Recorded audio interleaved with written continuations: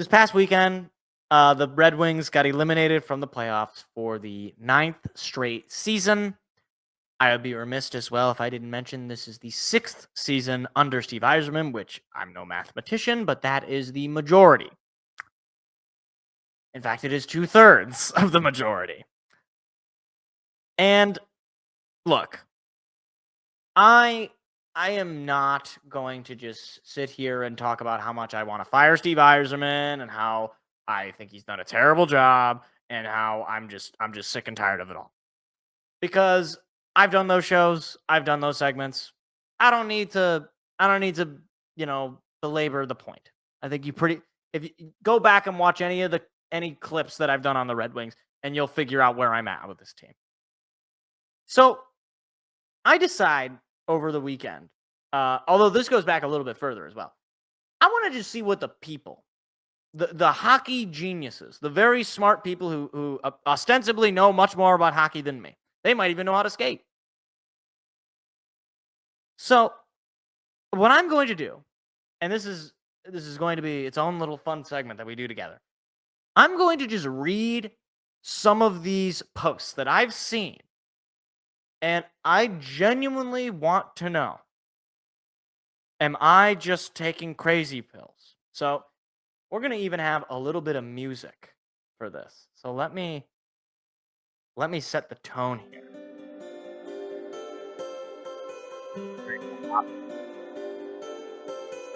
All right. Now get ready. Okay. So this was from a Redditor. His username. I'm just going to give the usernames. I don't care. Don't be mean to these people. Unlikely Barber 5844 says, "The Wings are contenders in 5 years, and Stevie knows what he's doing."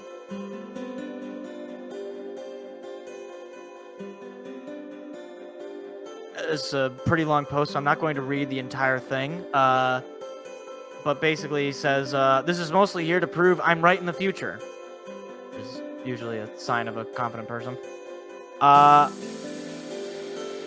Let's see. "For the people that wanted Steve to come in and turn us into a playoff team within 6 years, he could have done that. Any GM could have done that. But they wouldn't be contenders. I saw one guy ask me to define contender. The Detroit Red Wings will be in the Eastern Conference Finals in 5 years." Now, in case you don't have a calendar, that would be 2030. That would be 14 years since making the playoffs. And I do want to point out, I don't want to totally belabor this. Any GM could do it. Well, evidently not. Evidently any GM could not, in fact, make the playoffs in 6 years. I could think of at least one. And here's another good one. This is a comment on, I don't remember what the post, I think it might have been that same post. From BJ49615. "The naysayers may not like it, especially missing the playoffs again. We are about where Stevie thought we'd be."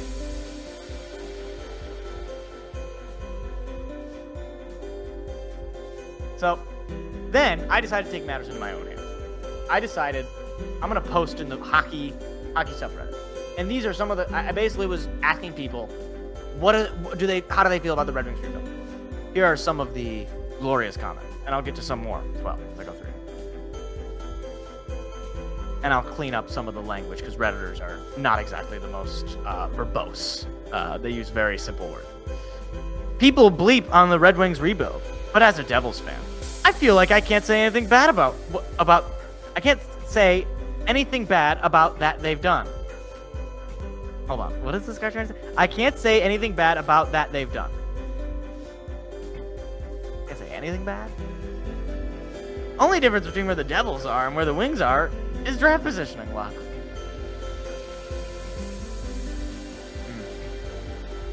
Moving on. From a Rangers fan.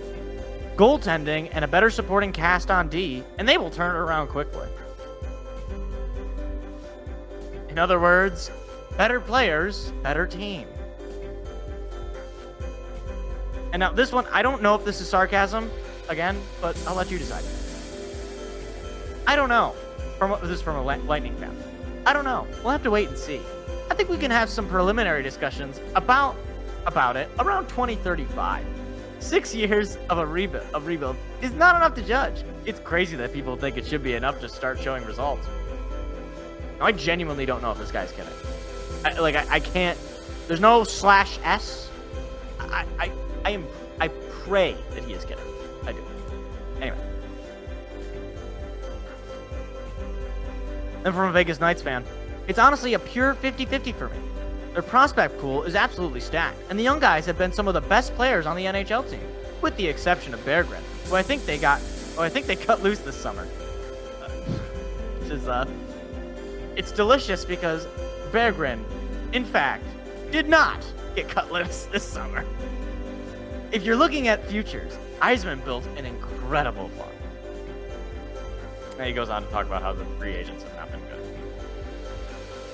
Now, here's another one. This one's glorious. From an Ottawa Senators fan. I don't think Yzerman has done an exceptionally good job, but I also don't think you use the same scale to judge the Wings as you would the Sens.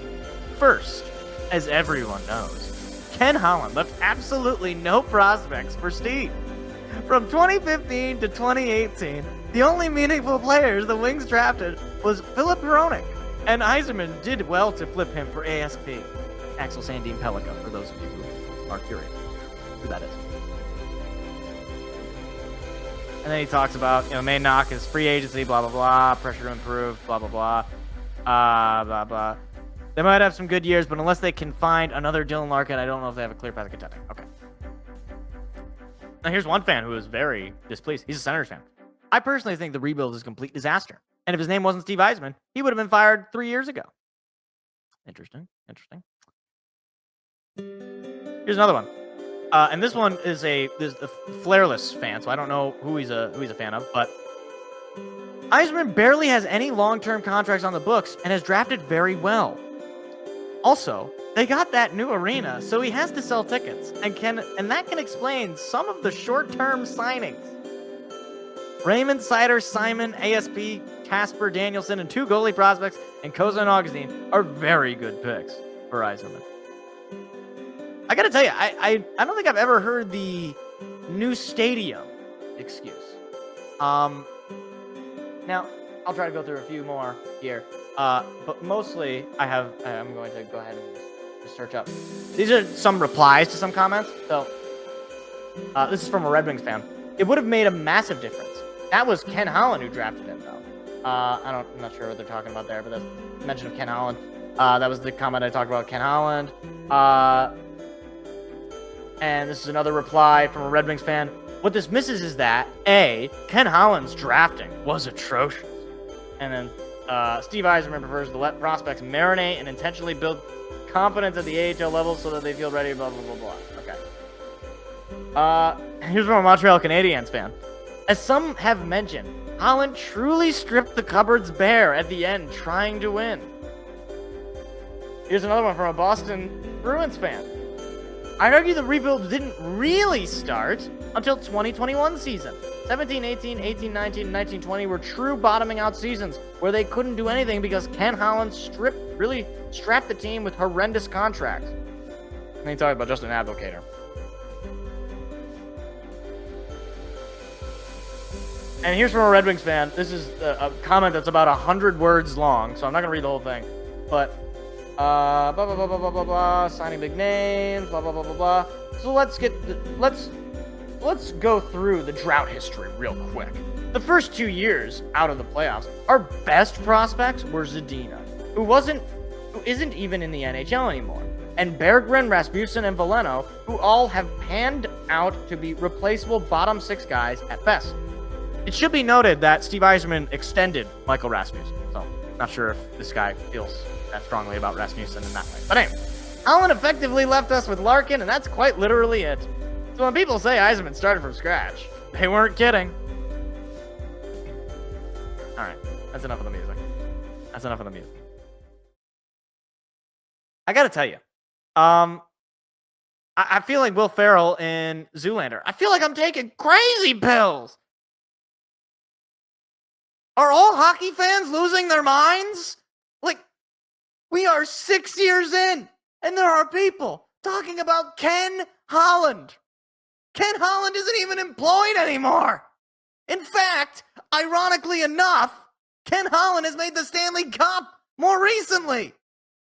He was the general manager of the Oilers last year. And people are still talking about how he, quote, left the cupboards bare. Let me give you something for all the people who want to bring up Ken Holland. I don't care.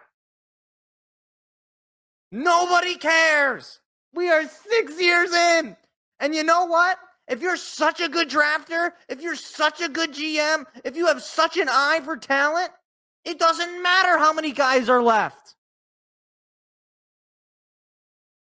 Jeez, oh, Pete. Like, I've never seen in any sport. It's like everybody just drank the Kool-Aid of Steve Yzerman as an elite general manager. And so when he's proven time and time again that he is not, it's like the entire universe must be wrong. It's not that Steve Yzerman is a hack and that he deserves to be fired for the awful job he has done in over half a decade. It is Ken Holland's fault. Never mind that Steve Yzerman decided to keep Jeff Blashill, despite the fact that he was a dead man walking. Never mind the fact that it was Steve Yzerman who hired Derek Lalonde, who was awful. Never mind the fact that that Steve Yzerman has signed awful free agent after awful free agent, made terrible trade after terrible trade, and refuses, even when the team is out of the playoff race, playing for literally nothing, refuses to call up any prospect that anybody cares about. When I saw the news that Austin Watson was called up, I about near crashed my car. I saw the news.